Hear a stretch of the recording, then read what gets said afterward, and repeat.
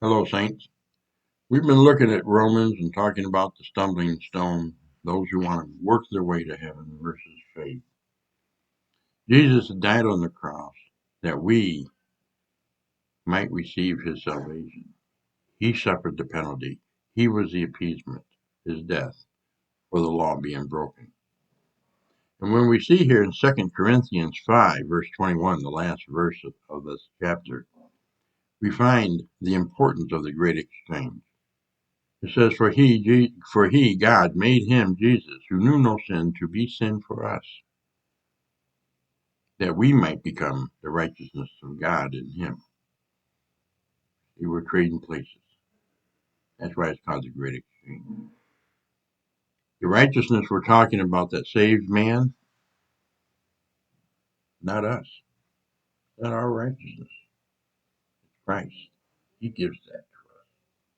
And he takes upon himself our sin. Some people can't deal with that.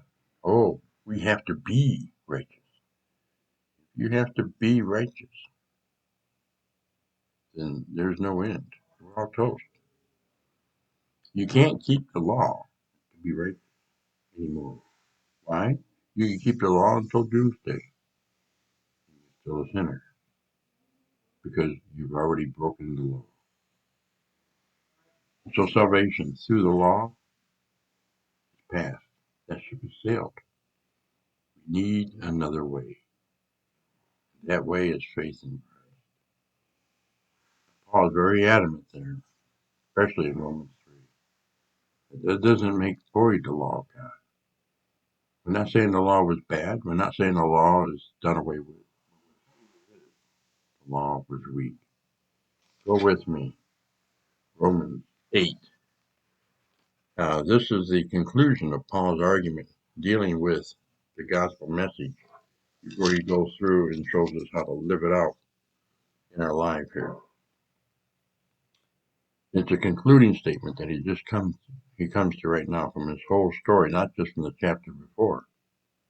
There is therefore now no condemnation to those who are in Jesus Christ. Do not walk according to the flesh, but according to the Spirit. For the law of the Spirit of life in Christ Jesus had made me free from the law of sin and death. For what the law could not do, in that it was weak through the flesh, God did by sending his own Son in the likeness of sinful flesh. Like our sin. The law was weak. It's not the remedy, it's not the solution. But Jesus, his death on the cross, provides the solution. If you'll have faith in what he did. Like I said before, if you will accept what he did on the cross, you received his righteousness. He takes your sin, and we are in the family.